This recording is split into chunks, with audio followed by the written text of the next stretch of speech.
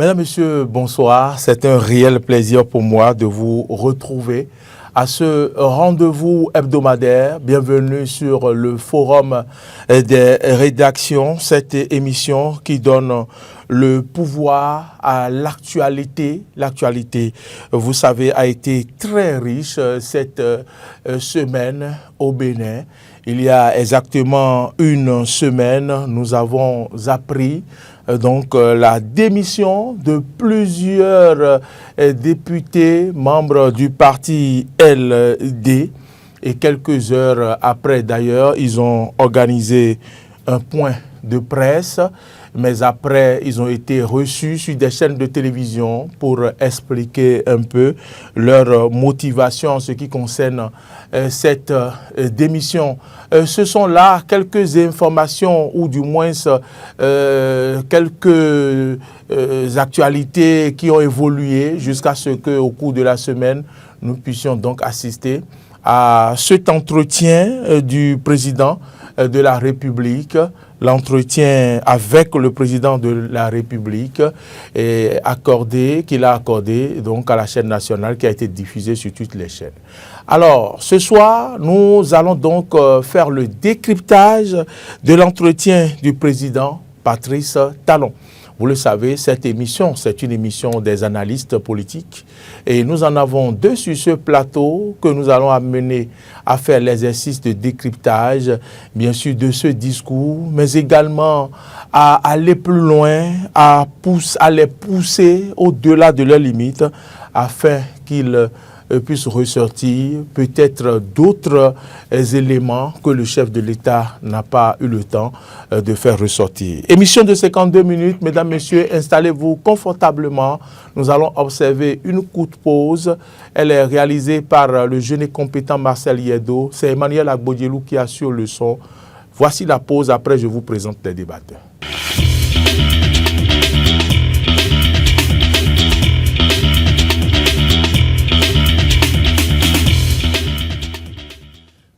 Retour sur ce plateau, décryptage de l'entretien du président Patrice Talon. Sur ce plateau, j'accueille une personne qui fait son entrée pour la première fois sur ce plateau du forum des rédactions. Il est à ma droite ce soir, Moïse Novillon, bonsoir. Bonsoir, cher Maurice. Comment allez-vous? Très bien, merci. Et chez vous? Ça va très bien aussi. Merci d'avoir accepté notre invitation. Vous êtes journaliste, vous êtes analyste politique et vous faites partie actuellement de la rédaction du quotidien La Tempête. C'est bien ça? Bien sûr. La Tempête Info. Ouais. Alors, merci d'avoir accepté notre invitation et de venir faire cet exercice qui n'est pas du tout facile.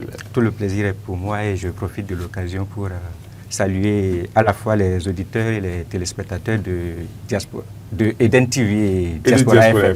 Vous avez raison, effectivement, cette émission est également suivie par les auditeurs de Diaspora FM sur la 102.3. À ma gauche, lui, c'est un habitué, un ancien, comment je vais dire, voilà. Huguetto Zogo, bonsoir. Bonsoir Maurice Arnaud Agua, bonsoir également à mon confrère Moïse Novillon, qui nous rejoint sur le forum des rédactions. Bonsoir aux téléspectateurs, bonsoir aux auditeurs de Diaspora FM. Vous le dites si bien, Moïse Novillon qui nous rejoint sur le forum des rédactions. Oui, plusieurs étapes à franchir avant d'arriver à ce niveau. On n'en parle pas souvent. Merci une fois encore pour votre présence sur ce plateau, vous deux.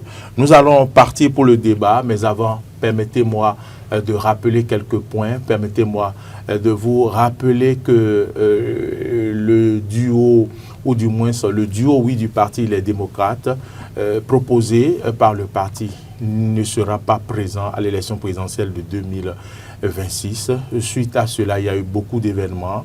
Le président Patrice Talon a reçu en audience le président Thomas Boni-Yayi. Après, le président Thomas Boni-Yayi a fait une déclaration et avant de partir à sa retraite sanitaire, mais après, le chef de l'État a également fait un entretien au cours de cette semaine avec Serge Ayaka dans les bureaux, dans l'un de ses bureaux du palais de la Marina. Vous avez suivi certainement cet entretien. Voici son décryptage. Nous allons démarrer par un premier extrait choisi, le chef de l'État qui regrette la non-participation du Parti des démocrates à cette élection présidentielle de 2026. On rappelle qu'il y a 2 duos maintenant en jeu, 2 duos, l'un du parti, voilà, je vais dire un duo constitué comme duo de la mouvance présidentielle et l'autre duo qui est du duo du parti FCBE. Suivez cet extrait du chef de l'État.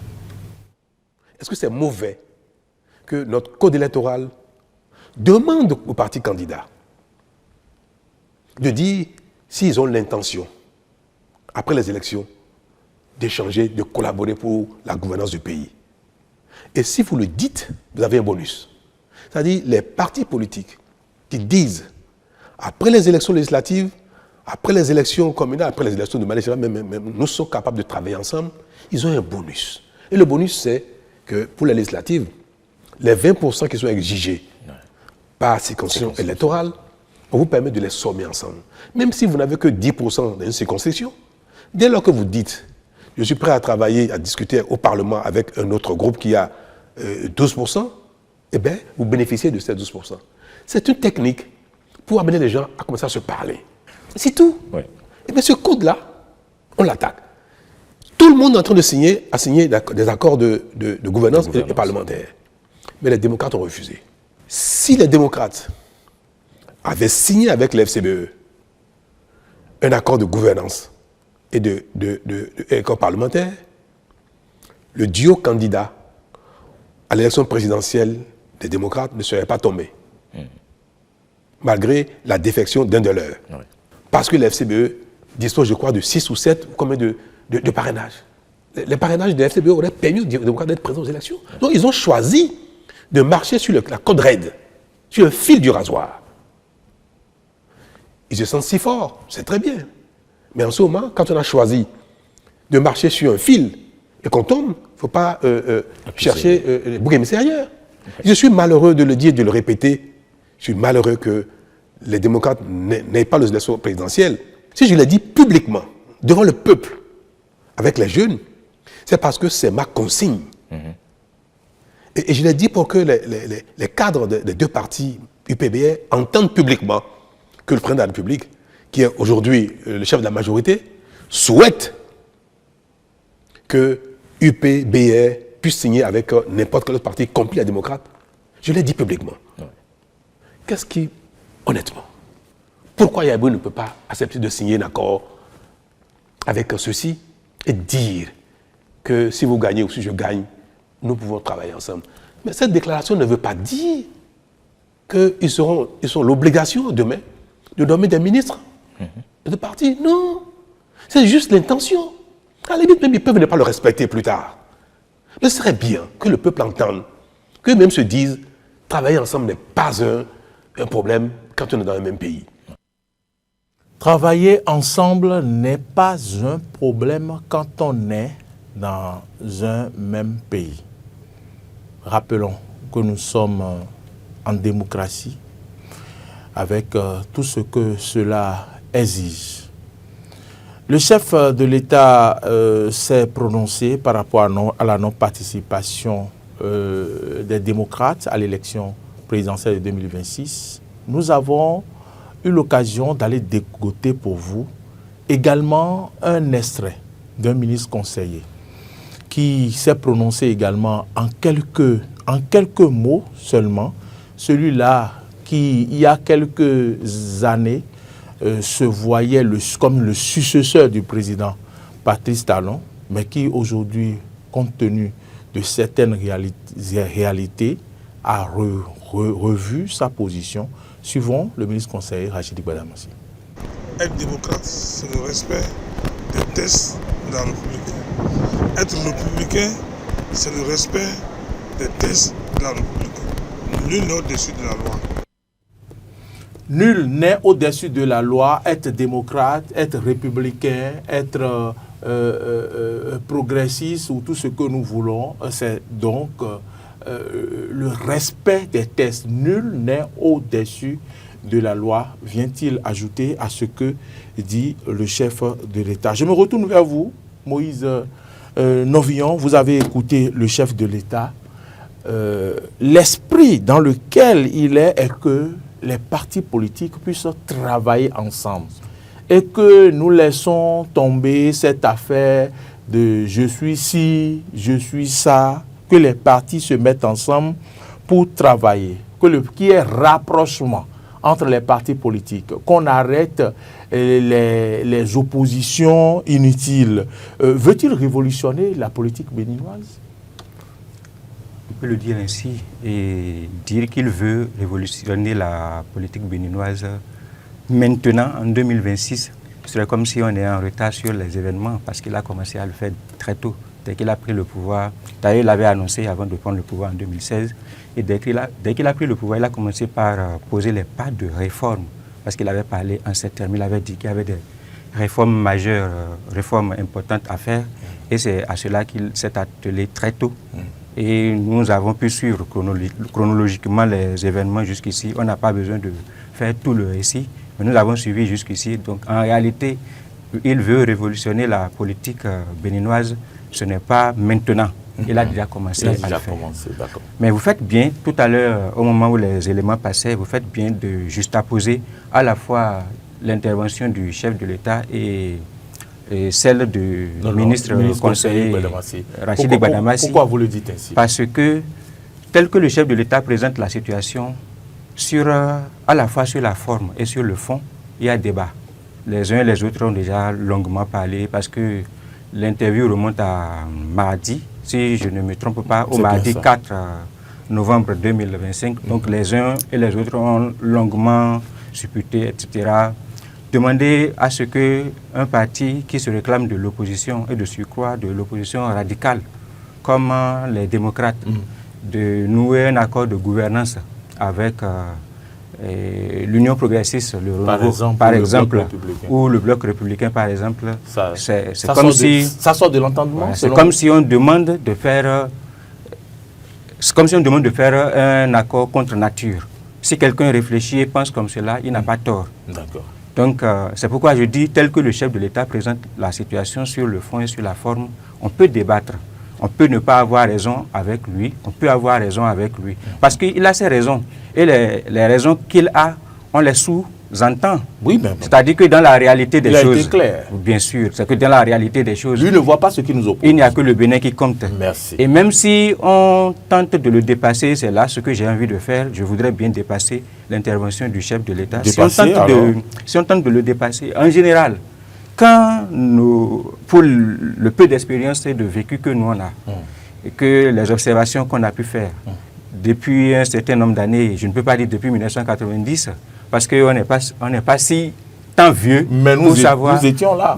Nous étions là. Moi, personnellement, je fais partie des enfants qu'on appelle les enfants de Soglo. Donc en réalité, en 90, je n'étais pas là.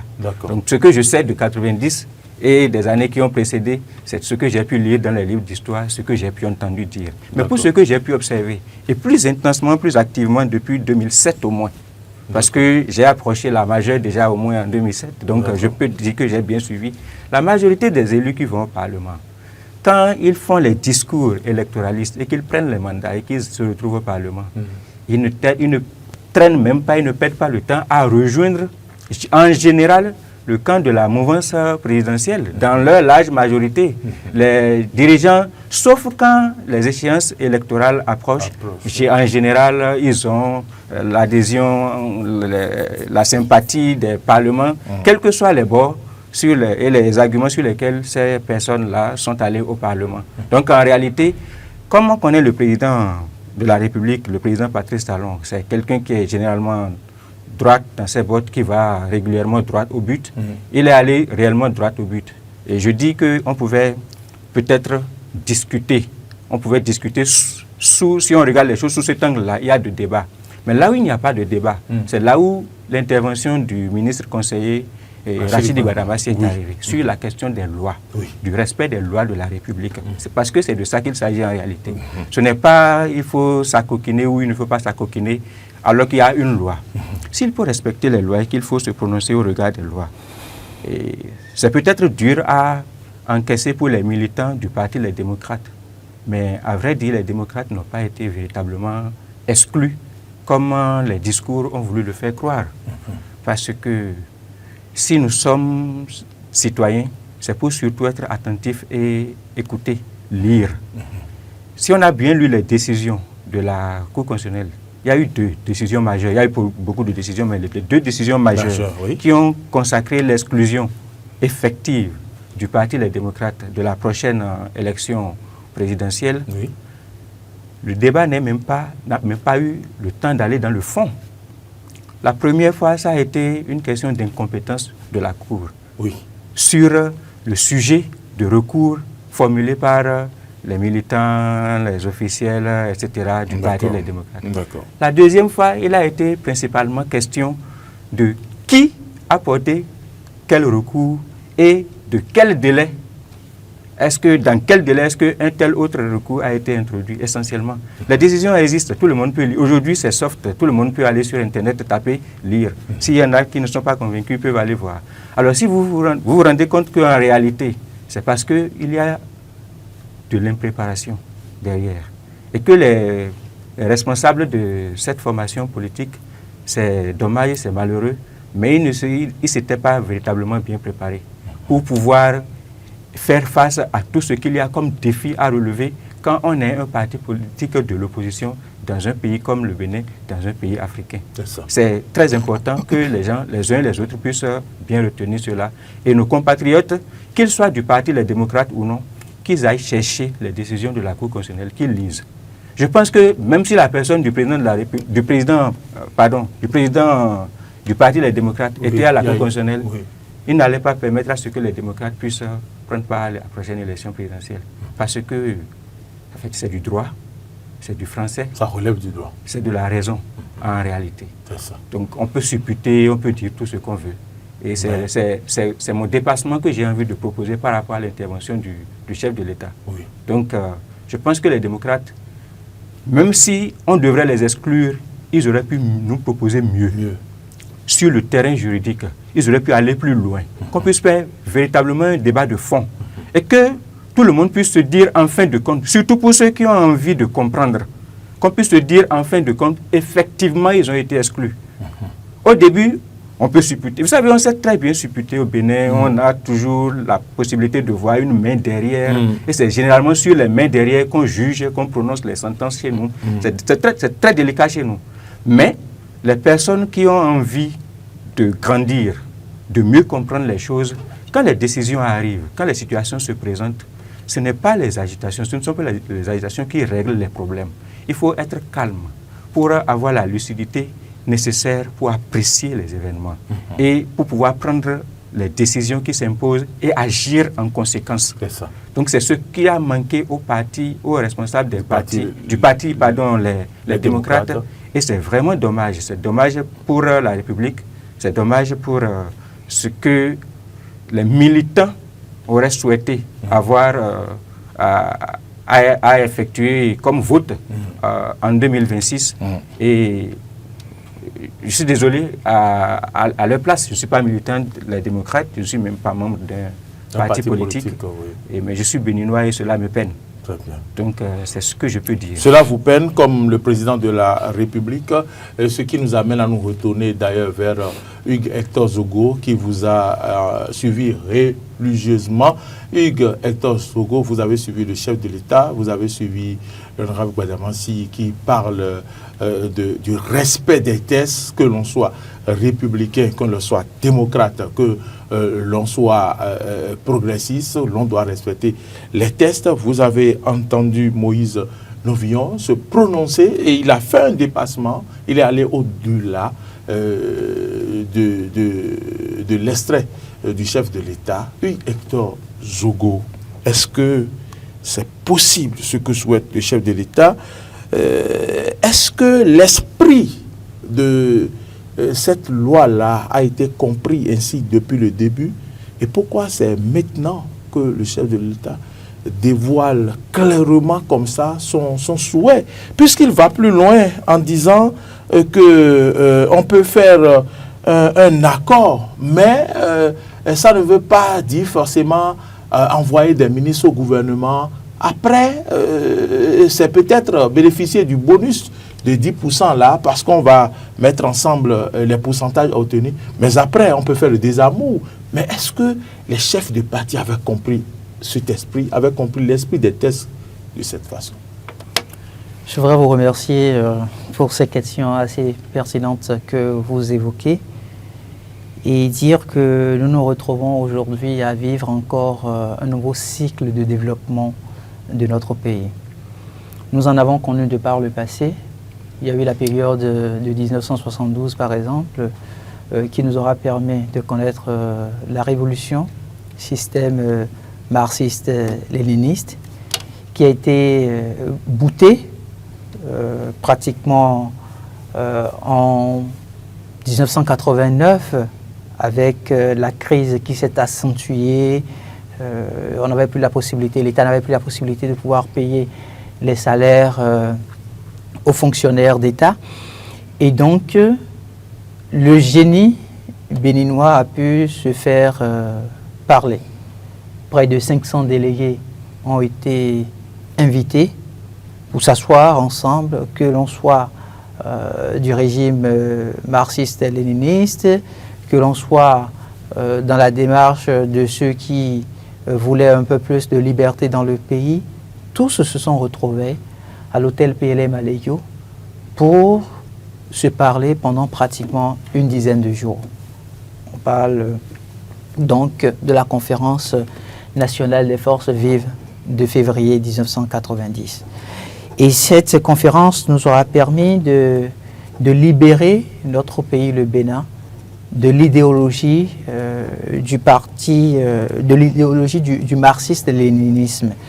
Et au-delà, il y a eu aussi ce qu'on pourrait appeler la séparation du parti. Quand je parle du parti, c'est le parti politique et l'État.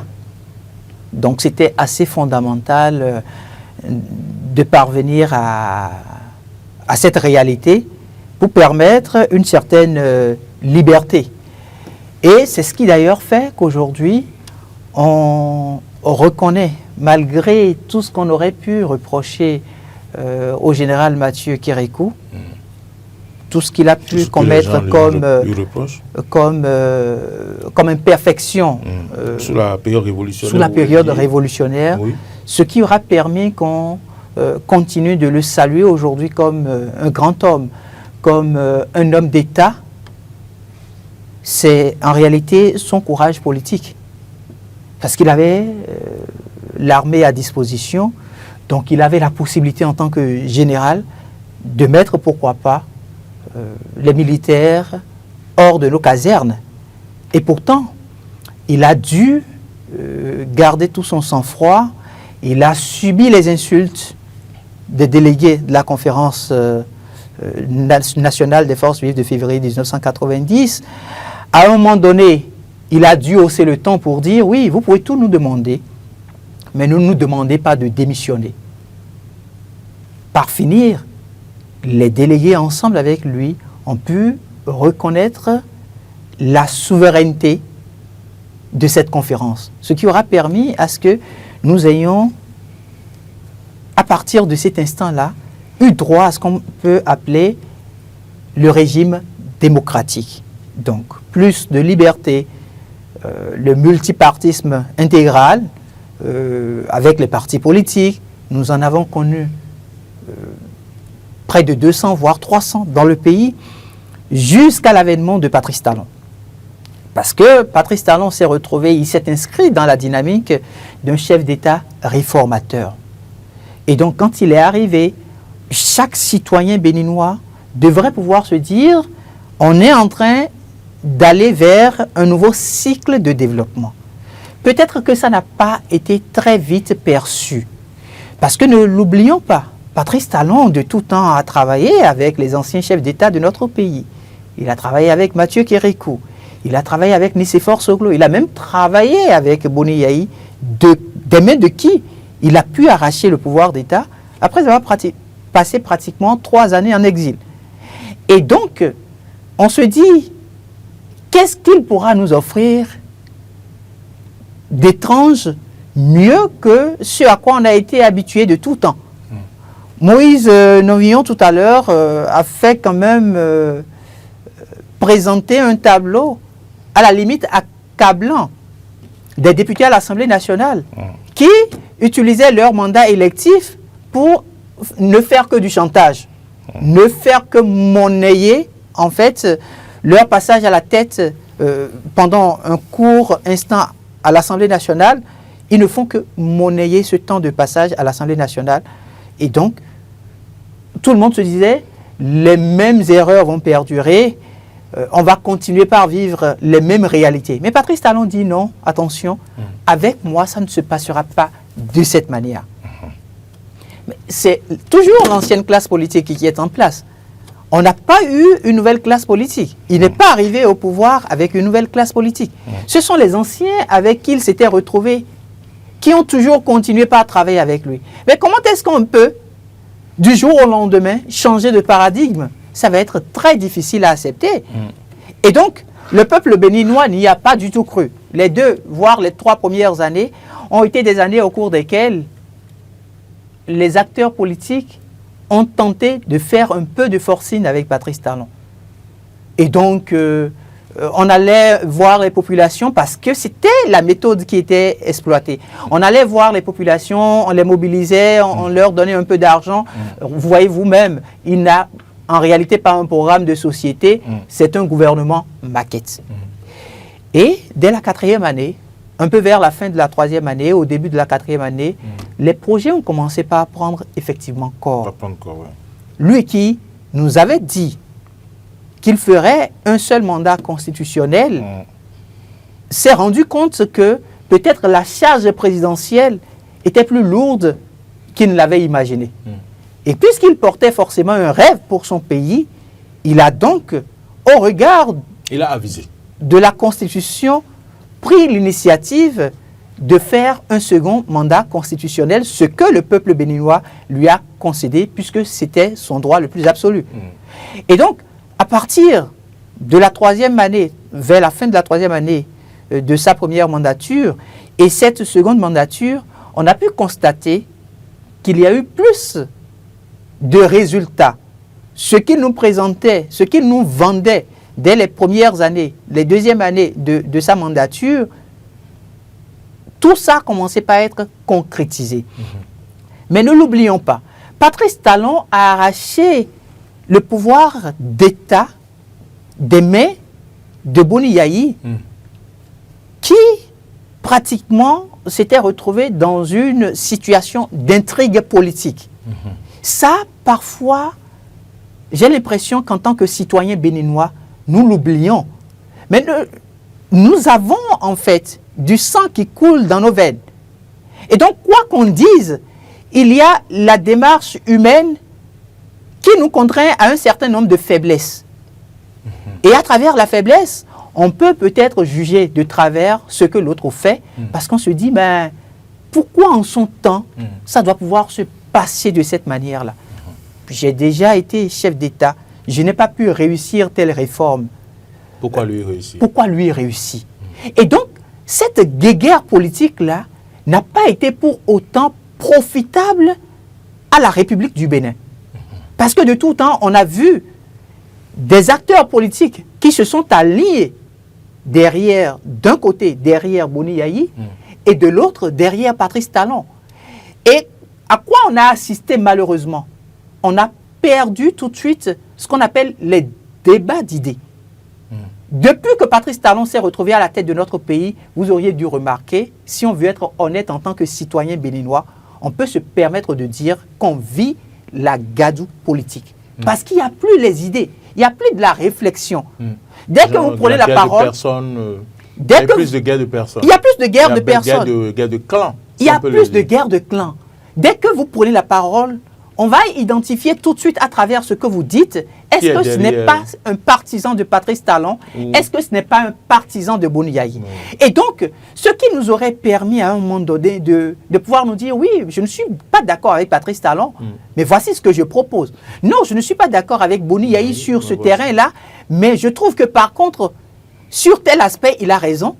Ça nous a manqué. Je ne vous arrête pas puisque vous parlez de Guéguerre pour vous permettre de continuer sur votre démonstration. Alors, suivons rapidement cet extrait où le président même parle et avoue qu'il y a Guéguerre entre lui et le président Yahya Boni.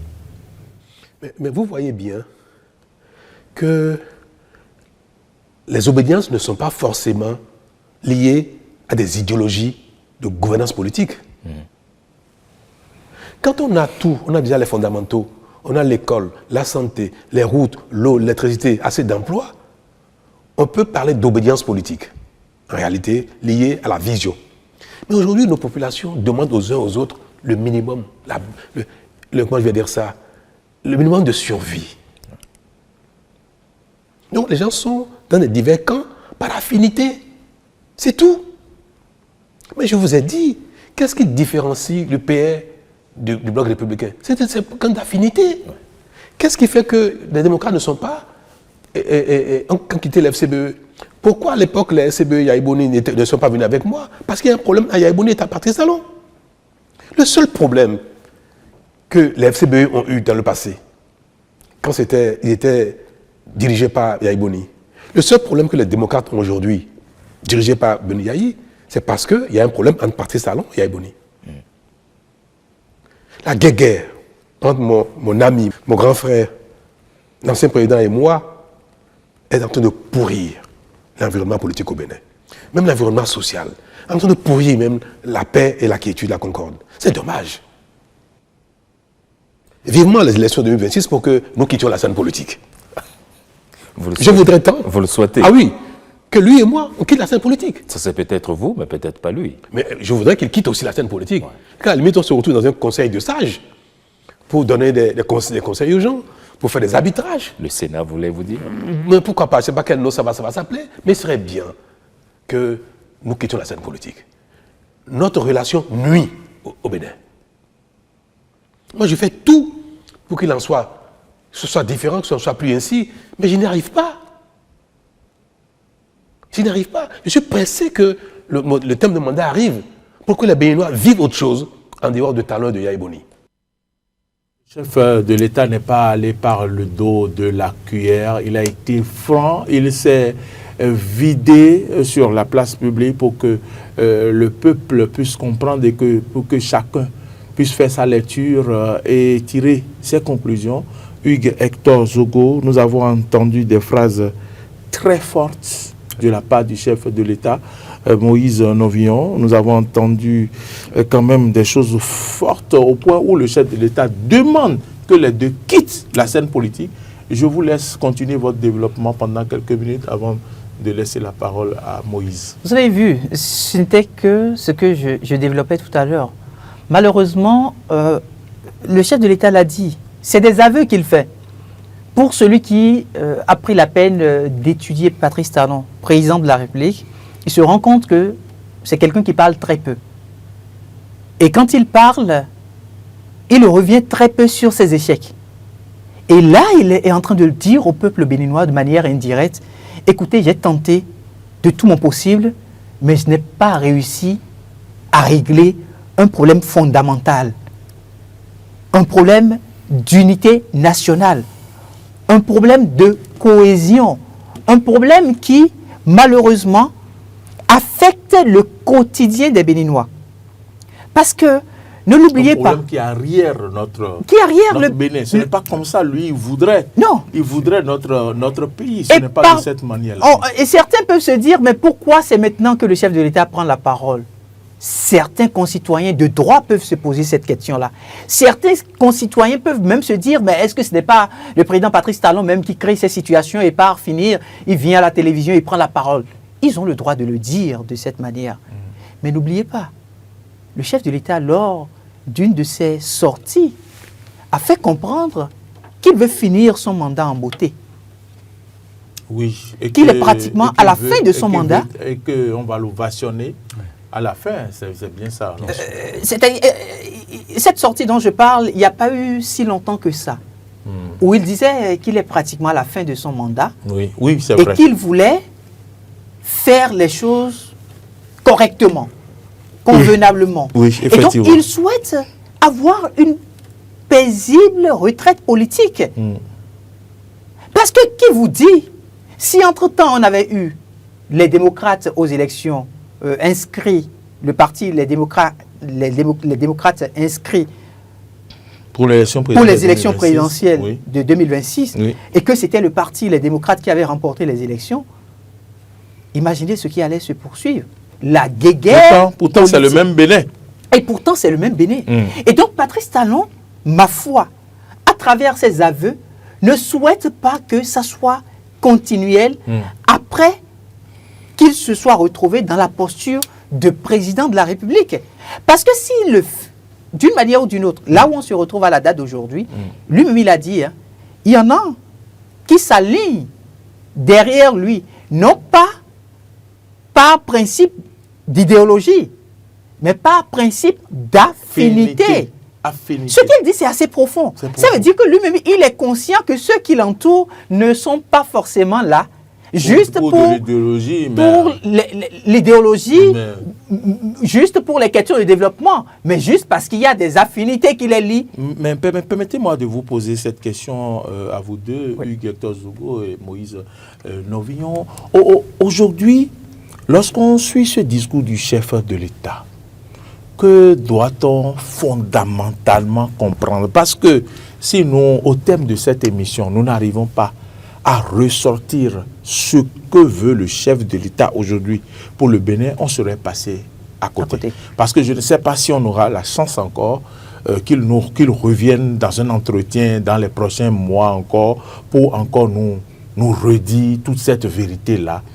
Lorsque le chef de l'État sait que nous sommes en démocratie, et que la démocratie confère que l'on est la mouvance et l'opposition, mais qui dit aujourd'hui, qui appelle à ce que l'opposition et la mouvance puissent marcher ensemble vers un idéal, quel idéal voyez-vous? Je ne veux pas vous devancer. Que recherche le président de la République pour le pays? Est-ce une manière de lui dire quittons le formalisme démocratique qui exige tant et regardons tous dans la même direction pour l'intérêt du pays? Voilà ma question. Est-ce que vous me permettez que j'aille vers... Je vous permets d'y aller. Serge Novillon, vous avez suivi ma question. Moïse Novillon, excusez-moi. Moïse Novillon, excusez-moi. Un clin d'œil à Serge Novillon, notre aîné, oui. Alors, je vais un peu légèrement rebondir sur l'intervention... Avant de répondre à ma question. Avant de répondre à cette question, parce qu'en fait, les choses sont liées. Les choses sont en fait liées. Si vous avez fait très attention, vous avez remarqué qu'il brûle d'envie de continuer, de poursuivre. Parce que les choses sont liées en réalité. De quoi il s'agit quand on évoque... On le laisse continuer, souhaiterez-vous? Peut-être qu'il va greffer, peut-être que je vais le devancer, peut-être qu'il aura simplement greffé son avis. Alors, donc, quand on évoque la question de guéguerre, parce que c'est là où on a commencé, et avant d'en arriver à une question, bien, à une affaire de guéguerre, il faut voir comment est-ce que c'est né. Et comment est-ce que c'est né véritablement? Nous, Béninois, pour ce qu'on a pu observer sur la place publique, c'est né officiellement en 2012. C'est en 2012 qu'on a commencé par entendre publiquement, un peu partout dans les médias, sur la toile, que ça ne va pas entre un certain Patrice Talon et le président de la République d'alors, Boni Yayi. Cette guéguerre a été entretenue et ça a alimenté tout le débat de 2012 jusqu'en 2016, où personne ne devrait s'attendre, si on devrait suivre une logique démocratique, si on devait suivre une logique démocratique d'abord, et si le président Boni Yayi et ses partisans d'alors voulaient rester cohérents avec la façon dont la guéguerre a été entretenue et alimentée jusqu'à 2016, personne ne devrait s'attendre à ce que le président Boni Yayi passe le témoin à une personne comme le président Patrice Talon. En vérité, si on suivait des logiques, si notre démocratie, telle qu'on l'a chérie, telle qu'on l'a entretenue depuis 1990, suivait certaines logiques, on pouvait ne pas s'attendre à voir quelqu'un comme Patrice Talon prendre le pouvoir en 2016. Patrice Talon a pris le pouvoir en 2016. Et mon confrère Hugues Zogo le disait bien tout à l'heure, la guerre n'a pas cessé. En réalité, c'est sur pied de guerre que les démocrates, le parti Les Démocrates a été constitué. Il faut avoir le courage de le dire. Vous l'avez dit. C'est sur pied de guerre. Pourquoi? Dès qu'ils ont perdu le pouvoir en 2016, ils se sont retrouvés à Parakou, vous vous souvenez très bien, en 2018, pour recolmater tout ce qui était épaisse de ce qui est devenu la fosse Kori pour un Bénin émergent. Avant, on disait les fosses Kori pour un Bénin émergent. À partir de 2018, on a commencé par parler de la fosse Kori pour un Bénin émergent. Donc ça veut dire qu'on a rassemblé tout ce qui était dispersé et passe. C'est devenu une formation unique.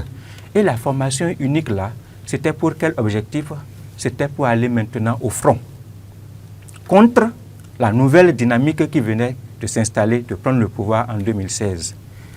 Les premiers, si je peux le dire ainsi, les premiers échecs de cette nouvelle formation politique, puisque de les forces à la force, je considère que c'est une nouvelle formation politique, sont intervenus en 2019. On va peut-être avoir le temps de l'aborder plus en détail tout à l'heure. Et la force Kori pour un Bénin émergent n'a pas pu prendre part aux élections législatives de 2019.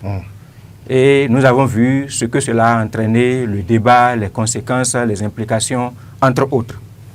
C'est resté au travers de la gorge des barons de la force Kori pour un Bénin émergent qui, chemin faisant, à partir de cette situation, ne s'étant pas compris, etc., ont implosé. Donc, les démocrates sont en train d'imploser tout ça dont on est en train de parler ces derniers jours-là. Ce n'est pas nouveau en réalité. La force Kori pour un Bénin émergent avait subi le même sort.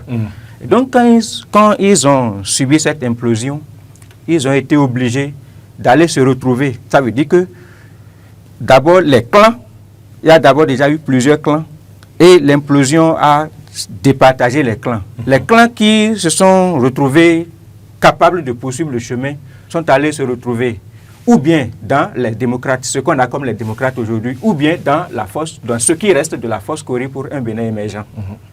Et les démocrates, tels qu'on les voit aujourd'hui, sont allés encore à une nouvelle échéance. On a vu, ils ont tenté en 2021 de se présenter. Nous avons vu ce que ça a donné. Ils n'ont pas pu se présenter. D'ailleurs, la candidate principale du duo, elle est Madame Rekiat Madougou, elle est toujours en prison. Et c'est encore resté au travers de la gorge. Ils se sont dit, bon, on va essayer de faire le jeu, on va continuer, on va rester dedans, on ne va pas mourir.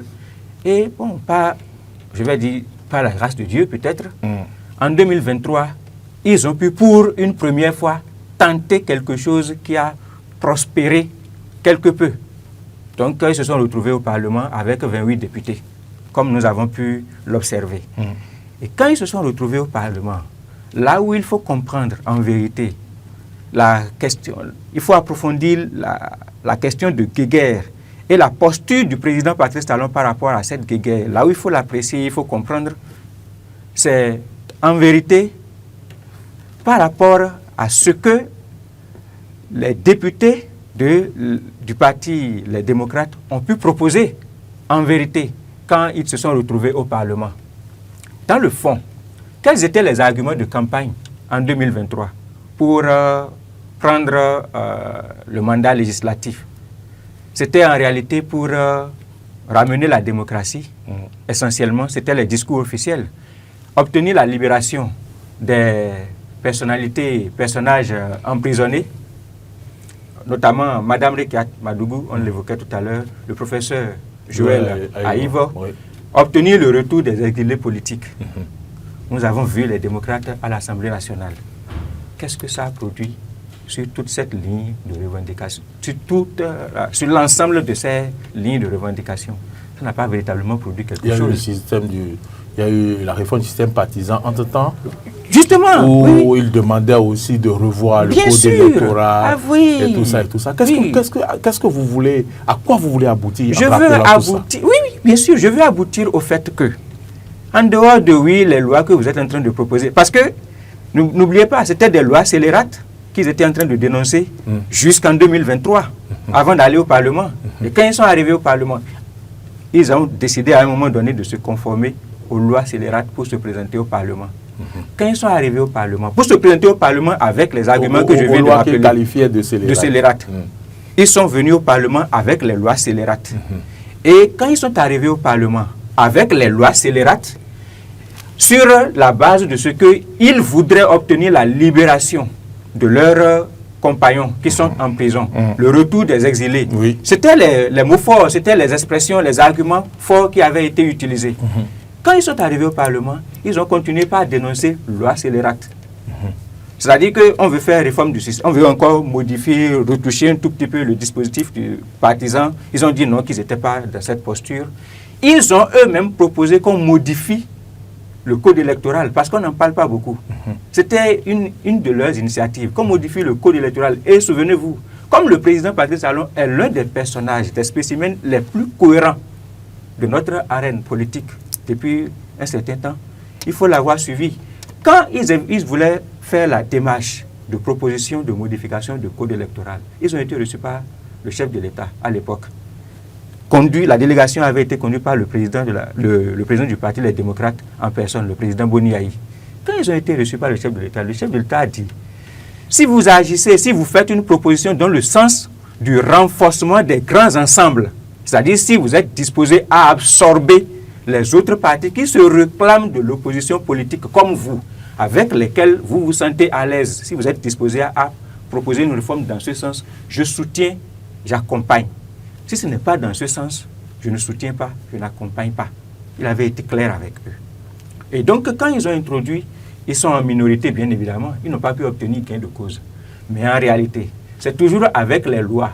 Donc, parce qu'ils ont commencé automatiquement par dénoncer encore, donc c'est toujours avec les lois. Mais le retour des exilés politiques, les personnalités qui sont en prison, ça n'a plus été véritablement le débat. Et c'est là qu'il faut revenir à ce que le président de la République dit au sujet de Guéguerre et à ce que vous voulez obtenir comme conclusion. C'est-à-dire qu'en réalité, si nous observons très bien, pardon, je finis par trouver le bon mot, les gens ne sont pas en réalité en train de se battre pour des idéaux dans le fond. Les gens ne réclament pas les mandats pour aller proposer quelque chose de plus concret que ce qui est déjà en marche, que ce qui est déjà en train d'être fait. Tant que ça les arrange, tant que ça peut leur permettre d'être dans le dispositif de cueillir les primes, de cueillir les salaires, de cueillir les avantages, on est dedans. Et on cherche quelques sujets pour avoir la possibilité de dire, bon, nous animons le débat. Mais les vrais sujets, là, les vrais sujets de développement sont laissés en rade. Donc, le président de la République a fini par se rendre compte, il le savait, mais il a fini de se rendre compte de ce qu'en réalité... Tout ce que nous faisons, ça ne nous apporte rien. Et il le dit. Il dit, ça ne contribue à rien au développement du pays. Les Béninois veulent les hôpitaux, les Béninois veulent les routes, les Béninois veulent les écoles. S'il n'y a pas de débat sur ces sujets-là, s'il n'y a pas de problème sur ces sujets-là, et que ce n'est que, ah oui, nous voulons retour démocratique, encore que le débat, on peut encore faire le débat à ce niveau. La Constitution de 1990, là, est-ce que ça a empêché que la SONACOP disparaisse? Est-ce que ça a empêché PPA2 de se produire? En réalité, le président de la République s'est rendu compte que si il a besoin que tous les Béninois se mettent ensemble, surtout, il n'a pas envie de quitter le pouvoir en laissant le sentiment, il n'a pas envie de quitter le pouvoir en laissant le sentiment que le pays est toujours divisé. Parce que s'il laisse le pays en l'état, qu'est-ce qu'il aurait fait? Quel sera son héritage en vérité? Parce que deux citoyens ne s'entendent pas, soit le discours pendant 20 ans, pour tenir tout un peuple en otage, ce n'est pas conséquent. J'ai rien compris de ce que me dit mon réalisateur. Il dit qu'il reste 4 minutes. Hugues Zougo, je ne comprends rien. Hugues, vous avez la parole. Oui, je voudrais quand même dire que c'est écœurant. Soyez un peu plus compact si nous considérons qu'il nous reste 4 minutes. Même si on va en abuser de 6. C'est assez écœurant ce que nous vivons. Et comme je l'ai dit, le président Patrice Talon, il est passé aux aveux. En fait, la passion ne nous a pas permis jusque-là de prendre du recul et d'apprécier la pertinence de sa démarche. Ma question, elle est-ce qu'on peut aller droit à ma réponse? Vous voulez savoir si... Vous voulez savoir concrètement... Vous voulez savoir concrètement si il a fait une démonstration salvatrice. Oui, vous êtes en train de vouloir... Pour nous montrer là où va le président, mais vous... Oui, vous voulez comprendre si on n'est pas en train d'aller vers un régime autoritaire. Non, ce n'est pas véritablement ce que je veux dire. Bon, d'accord, heureusement que vous ne le dites pas. Autoritaire, non. En fait, je dis, qu'est-ce que le président de la République, lui, il a abouti à la conclusion que tout ce que nous faisons jusque-là, ça n'aide pas le pays à se développer. Oui. Au contraire, c'est des avantages personnels. Les gens voient leur avantage personnel le mois. Mais le chef de l'État, il a tout le temps chanté développement. Vous savez, quand on a parlé du seuil de 20% pour les élections, nous étions tous là à crier. Le chef de l'État, à plusieurs reprises, n'a pas manqué de souligner lors de ses interventions... De faire des accords de gouvernance. Je ne voulais même pas parler des accords. Lui-même, il est conscient du fait que la majorité présidentielle est constituée des 4 formations politiques, à savoir l'Union progressiste de renouveau, le Bloc républicain, Mouel Bénin et Renaissance nationale. Et la plus grande formation politique, pour avoir élevé plus de sièges au Parlement, c'est l'Union progressiste de renouveau. Et pourtant, en prenant la parole, le chef de l'État même dit qu'il est conscient du fait que l'Union progressiste, le renouveau en l'État, ne peut pas obtenir à lui tout seul les 20%. Ça ne nous fait pas réfléchir. En tant que citoyen béninois, on doit pouvoir se dire, mais s'il est conscient du fait que le parti qu'il a toujours soutenu jusque-là ne peut pas arriver à obtenir les 20%, qu'est-ce qu'il est en train de rechercher alors? Et donc, ce qu'il recherche, c'est ça qu'il a partagé avec le peuple béninois finalement. Parce qu'il a assez dit aux acteurs politiques. D'ailleurs, le Bloc républicain, l'Union progressiste a fait un accord de gouvernance. Exactement. Il a assez dit avec les acteurs politiques en aparté. Parce que tout ne peut pas se mettre sur la place publique. Alors, de tout temps, il leur a dit, voici ce que je souhaite pour notre pays. Faisons taire nos rancœurs, les querelles. Avançons. Autrement, pensons plus au développement du pays. Travaillons plus à l'unité nationale. Mais, visiblement, ça n'a pas prospéré. Donc, aujourd'hui, pour ne pas porter cette lourde responsabilité, parce que l'histoire retiendra d'une manière ou d'une autre qu'en son temps, voici ce qu'il a pu faire. Et donc, il se décharge. Il se décharge pour dire, peuple béninois, c'est vous qui m'aviez élu, c'est vrai. Mais la preuve dans ses interventions, il parle de son grand frère, le président Boni Yayi, l'ancien président de la République. Et il dit qu'il aurait souhaité, en toute objectivité, qu'il aurait souhaité que le président Boni Yayi et lui puissent quitter la scène politique, ou à défaut de quitter la scène politique, qu'ils puissent se retrouver au niveau d'une instance de décision où ce soit les sages qui prennent la parole. Et donc, il considère que le président Boni Yayi doit pouvoir, avec l'expérience qu'il a pu acquérir à la tête de notre pays, après 10 ans de pouvoir d'État, et avec toute la chance qu'il a eue à se retrouver dans plusieurs missions au niveau des autres États africains, qu'il a quand même eu le privilège d'acquérir de la sagesse.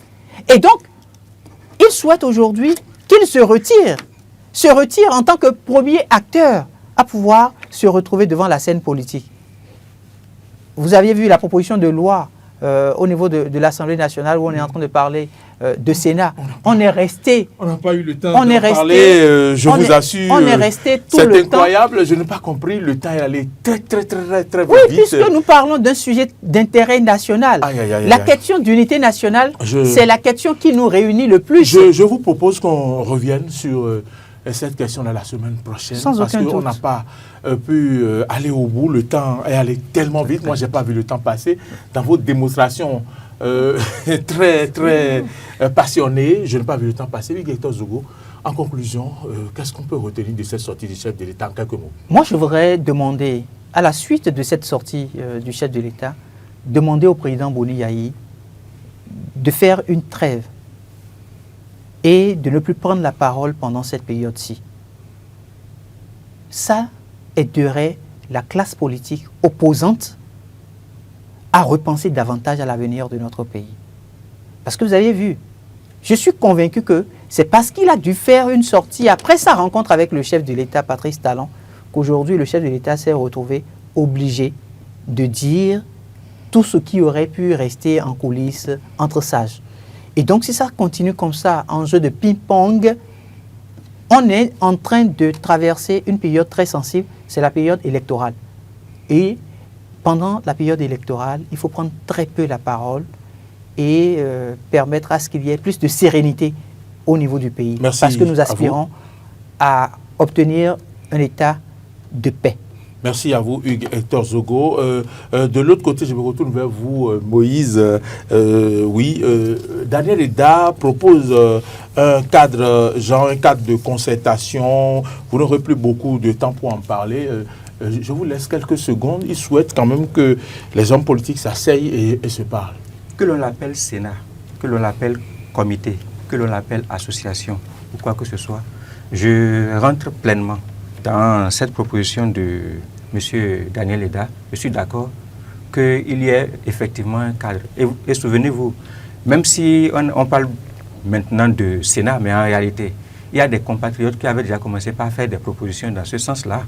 Il y a un compatriote qui était ancien ministre dans l'un des systèmes, des régimes du président Kérékou, qui a proposé un Conseil national de sécurité. Lui, il l'a nommé Conseil national de sécurité, qui forcément ou bien formellement n'est pas exactement ce qui est en train d'être distillé là. Oui. Mais ça, dans l'esprit, c'est la même chose. Okay. Et consécratie du compatriote Juste Kodjo également aborde la même chose. Je pense que les anciens chefs d'État, les anciens présidents d'institutions ont intérêt en réalité à saisir cette main tendue du chef de l'État là pour qu'on puisse sortir le Bénin des querelles de personnes et amorcer véritablement le développement qui s'impose. Belle conclusion. Merci à vous, Moïse Novillon. Merci à vous, Hugues Hector Zogo. Il y a eu comme impression que vous n'avez pas eu suffisamment la parole aujourd'hui. Vous avez laissé place à votre invité. Oui, c'était important. Pour qu'il déploie toutes ses potentialités. C'était vraiment important. Vous avez réussi cet exercice. Merci à vous, Moïse Novillon. Merci à vous, Hugues Hector Zogo. Merci pour l'indulgence de Marcel Yedo. On n'a pas vu le temps passer, il faut l'avouer. Merci à vous, Emmanuel Agbodjerou. Merci à toute l'équipe de production et d'organisation. Bon week-end à toutes et à tous.